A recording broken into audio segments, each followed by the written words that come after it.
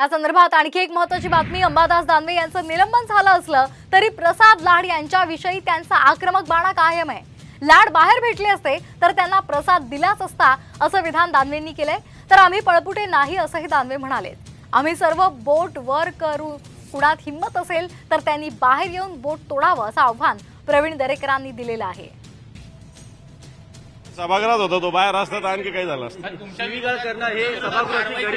अरे सोडा यार, गरिमा बिरमा यांनीच गरिमा खराब केली या लोकांनी। 150 लोकांना लोकसभेतून सस्पेंड केलं, यांनी काय गरिमा ठेवली होती? काही गोष्टी करता तुम्ही। बाहेर जर भेटले असते प्रसाद लागतं काय केलं? प्रसाद प्रसाद सभापती महोदय, इथं झाल्यावर मीडियात जाऊन परत बोलायचं का धाक भीती आहे की नाही? माझं आव्हान आहे ना सभापती महोदय, सगळे आमच्या सभासद बोट वर करतात, कोणाच्यात हिम्मत आहे ना बाहेर येऊन बोट तोडावं। आम्ही का भांगड्या भरून इथं राजकारणात आलेलो